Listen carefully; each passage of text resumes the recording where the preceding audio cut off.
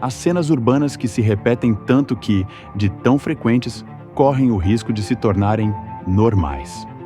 Um corpo estendido na calçada, um cobertor fino como desculpa contra o frio, um olhar pedindo socorro no semáforo. E então, em poucos segundos, nasce um dilema moral que não é simples nem confortável. Devo ajudar? Se ajudo, faço o bem. Ou sustento um ciclo que não termina? Se não ajudo, preservo a responsabilidade. Ou endureço o coração, traindo a consciência e a fé. A tradição bíblica empurra a nossa alma para a compaixão.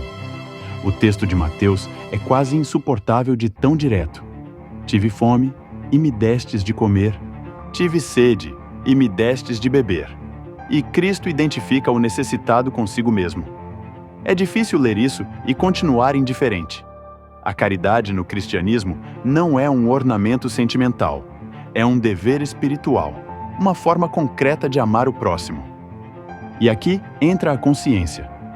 Aquela voz interior que acusa quando negamos auxílio e que, por vezes, inquieta mesmo quando ajudamos, como se nos dissesse: sim, é preciso ajudar, mas é preciso ajudar bem.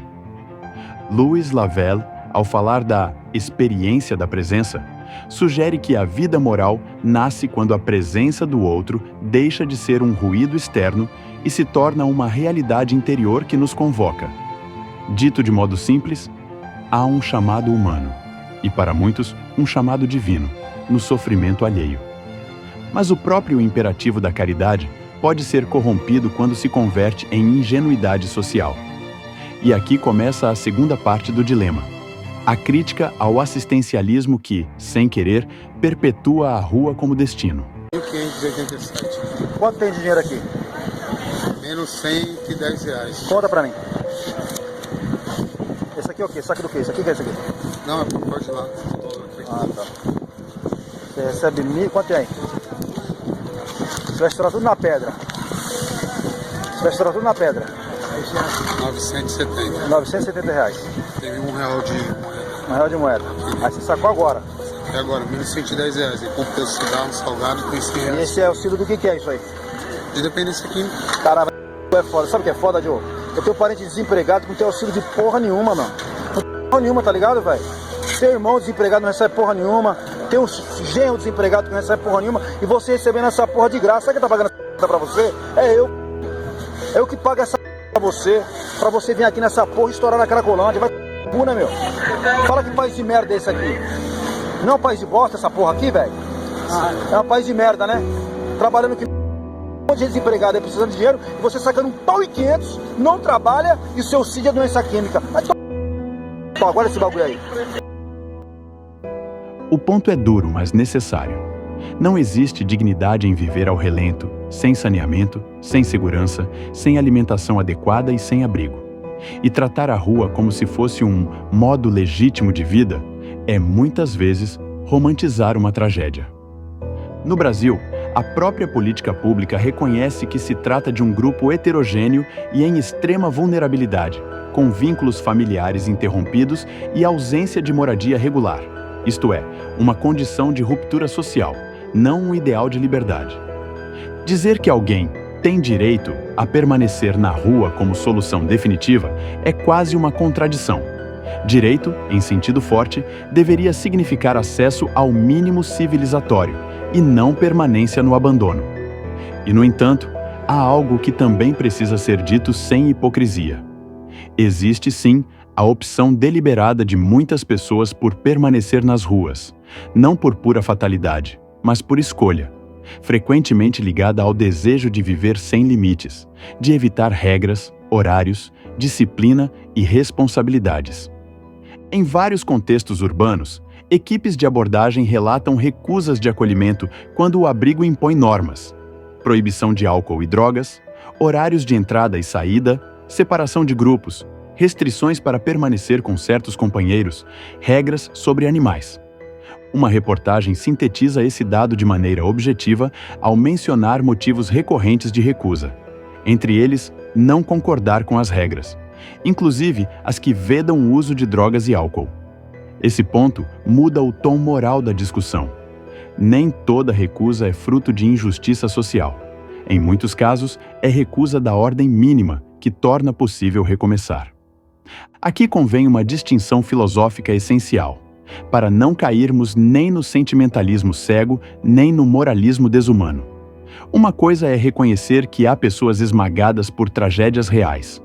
Outra, bem diferente, é transformar a rua numa narrativa única de vítima social, como se escolhas pessoais, vícios, más companhias e decisões reiteradas não existissem.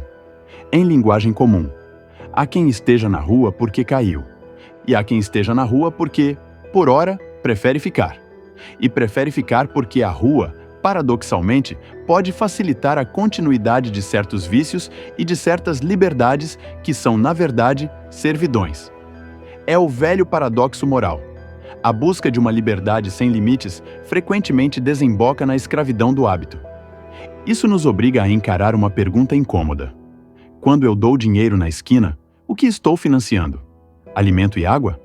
Ou a manutenção de um circuito de dependência e degradação?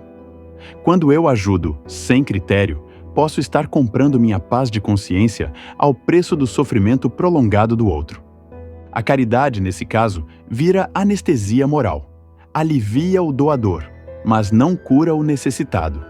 E é justamente por isso que a caridade cristã, quando madura, não dispensa prudência. Ela não se opõe à justiça nem à responsabilidade. Ela as supõe. A situação se torna ainda mais grave quando consideramos as cenas abertas de uso de drogas e a violência ao redor delas. A Cracolândia, em São Paulo, por exemplo, aparece em diferentes reportagens como um símbolo doloroso do entrelaçamento entre dependência química, insegurança e políticas públicas oscilantes, ora repressivas, ora assistenciais, ora híbridas. E aqui, Hannah Arendt ajuda com uma advertência clássica. A violência tem uma lógica de meios e fins, e os meios, muitas vezes, devoram os fins. Quando a resposta social se reduz a empurrar para longe um problema humano, troca-se a aparência da solução pela persistência do drama, só que em outro lugar, com outros custos. E, ao mesmo tempo, quando a resposta se reduz a tolerar tudo em nome de uma compaixão mal compreendida, corre-se o risco de consolidar territórios de degradação onde a pessoa não é libertada do vício, mas acomodada dentro dele. Há, ainda, um elemento que exige vigilância moral: a possibilidade de instrumentalização econômica e política dessas populações. Em áreas centrais degradadas, o sofrimento humano pode ser transformado em peça de xadrez urbano. Regiões se desvalorizam, atividades comerciais definham, imóveis entram em disputa, projetos de revitalização se anunciam. E, por vezes, o resultado final favorece quem tem capital e influência para comprar barato e lucrar depois. Há reportagens e análises que discutem justamente a disputa territorial e as narrativas urbanas em torno da Cracolândia, incluindo interesses de reurbanização e pressão sobre o valor dos imóveis. Mesmo quando há controvérsias e leituras divergentes, o simples fato de existirem evidências e debates sobre revitalização, desapropriações e reconfiguração do centro já deveria nos tornar mais cautelosos. Miséria humana não pode virar ferramenta de engenharia social nem trampolim de especulação. E onde isso tudo nos deixa na prática? Deixa-nos numa ética mais exigente do que o impulso imediato. A compaixão continua sendo um dever, mas ela precisa se unir à prudência e à verdade. Ajudar não é, necessariamente, dar dinheiro.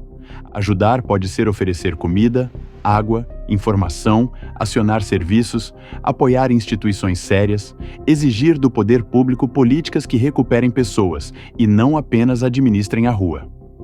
Ao mesmo tempo, é preciso dizer com clareza: a recusa persistente de ajuda, a escolha reiterada de permanecer em ambientes de risco para manter vícios e a rejeição de qualquer regra mínima não podem ser tratadas como liberdade admirável. Muitas vezes são escolhas erradas, e escolhas erradas têm consequências. E uma sociedade madura precisa conseguir dizer isso sem ódio, mas também sem auto-engano.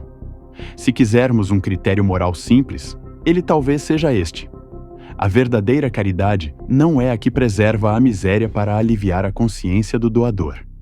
É a que busca restaurar a dignidade, mesmo quando isso exige firmeza, limites e caminhos de responsabilização. O amor ao próximo não é apenas dar, é também conduzir ao bem e, em certos casos, dizer não ao que destrói.